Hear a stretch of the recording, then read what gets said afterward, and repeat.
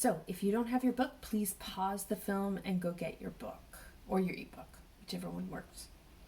Right now what I want to do is I want to talk a little bit about the extent to which Okonkwo and his standing in this community can be used to, or can't be used, to understand what the values of that society are overall.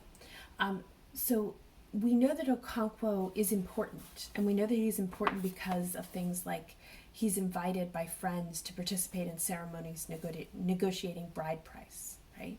We know that he has titles. We know that he has multiple wives, and that all of these are things that show that he's respected by his community.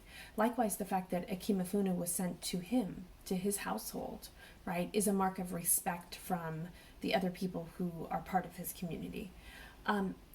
So there's this question about if those are reasons why he's praised, does that mean that everything Okonkwo thinks is necessarily commonly shared by everybody else in the villages where he lives, right? Is he representative of a best man of that group? And there's a few places in the text where very carefully Ashebe distances Okonkwo from other people so that we can get a sense of what is distinctly Okonkwoian. Because Okonkwo thinks that he understands completely how things work. And what suggests that maybe he too is a little unclear about his own culture where he lives. And there's one place that's my favorite way to kind of get at this idea about how Ashebe creates a certain amount of distance in between Okonkwo and the culture in which he lives. So if you turn to page 68, there's a set of passages immediately following a description of a husband and wife who died within a very short period of time of each other. Okay, and I'm going to start with "That is very strange indeed," which is about halfway down on page 68. Okay, so the key characters here are Okonkwo, Ndule, who we don't hear from really again, Ofoidu,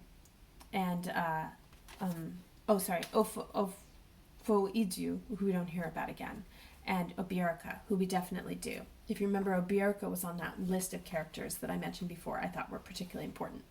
Okay, so "that is very strange indeed," said Okonkwo. "They will put off Ndule's funeral until his wife has been buried." That is why the drum has not been beaten to tell Umofia, right? Umofia is where they live. "It was always said that Ndule and Ozomena had one mind," said Obierika. "I remember when I was a young boy there was a song about them. He could not do anything without telling her." And Okonkwo is here surprised, right? "I did not know that," said Okonkwo. "I thought he was a strong man in his youth." Because for Okonkwo, being strong and listening to your wife are incompatible things, right? He can't imagine a world in which both are possible. And Ofudu says, and I might have mispronounced that, "He was indeed." In other words, he really was strong. And Okonkwo shook his head doubtfully. And Obierika adds on, right, to support this other person against Okonkwo. He says, "He led Umofia to war in those days," right? So what we get at this moment is an instance in which Okonkwo's sense of how he thinks that the system works, right, which is that to be strong and to be a good warrior, right, you must be somebody detached from the intimacies of family life and should surely never defer or listen to someone who has less status than you, right? And we get pushback against that idea that maybe Okonkwo is wrong about this, right? And that maybe in his society, in fact, listening to your wife isn't really a deal breaker at all, right? But in fact, is something quite possible or compatible with being manly and a warrior. This sense that Okonkwo might be a little bit out of step with his own culture comes up in a few different places as well. When he does try and dismiss or kill the spirit, right, of the man who he calls a woman, right, everybody else at the meeting immediately jumps on top of him, right? He gets disciplined for breaking the week of peace and for appearing not to care, and everybody talks bad about him behind his back. And more than that, we get a scene that really isn't integral to the plot of the story, which is part of what makes it so beautifully poetic, which happens starting on page 90, in which we get a 3-page description of a court case in which a man is pressing his case in court because his wife, who he routinely beats, has refused to go home with him, right? And the court itself while acknowledging that he has rights of being a husband, also makes it very clear that what he's doing in beating his wife at this level is in no way acceptable. To the point that, feeling pretty comfortable about this, the brothers of the woman who they're so confident that what the husband has done is not in keeping with the values of their community, that the brothers eventually say on her behalf that if she begs his wife to return, she will do so on the understanding that if he ever beats her again, we shall cut off his genitals for him, which is a pretty fierce way of defending their sister. Okay, so in this particular story, in other words, we have a whole bunch of examples that suggest that Okonkwo is able to be extremely successful in his community because of the characteristics that he shows. But at the same time, his understanding of that culture is imperfect, right? And that he has blind spots, and those blind spots are sometimes problematic.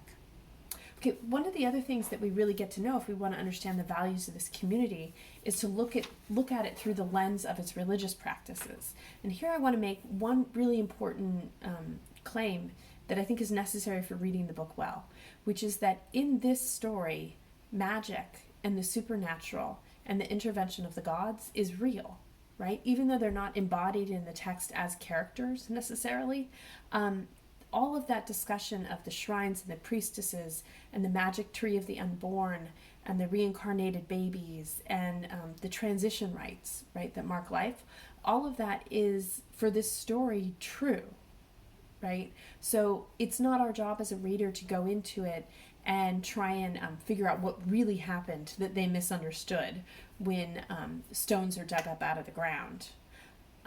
Instead, we need to actually just be a little okay, right, with the idea that in this story, this is how things actually work. And so that's going to actually wind up being really important. The other value is to kind of play with this a little bit and try and figure out how the economy of this culture works. One of the things that I usually ask as a discussion question and is a little bit difficult to kind of negotiate with a video is this society capitalist, right? And like what kind, if so? You have a lot of discussion in here about debts and credit, a lot of discussions about currency, sharecropping, and so it's clear that there is a meaningful economic life here that is maybe not quite a market society where people are selling to people really, really far away, but nonetheless does have a marketplace culture to it. And so that too is a sort of hierarchy that evolves. So it's interesting because the status of an individual person seems to depend on a lot of issues. Very low credibility for inheritance, right? Inheritance is not privileged particularly. You're not important because your dad was important, okay? Gender makes a huge difference. Age makes a huge difference. But accomplishment seems to be the most, right? That idea of, are you appropriately accomplished? And that the connection between economic power and political power is that economic power is what endears you or connects you to other people because it makes it possible for you to hold feasts or things like that. The way that one ascends in terms of title is not by doing something to people, but doing something for people.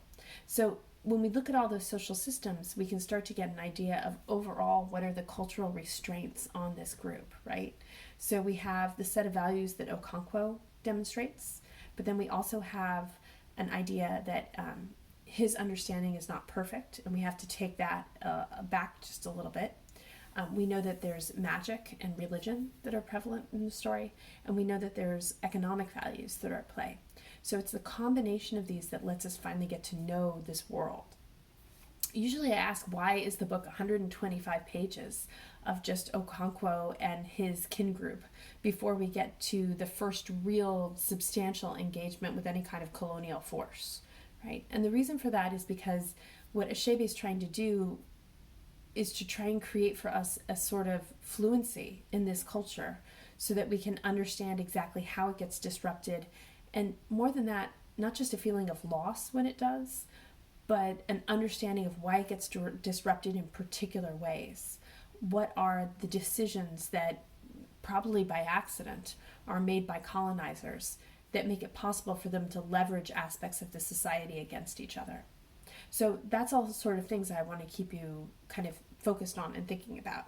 So really the biggest question is, Do you feel, after 125 pages, like you know this world well enough that you could live in it?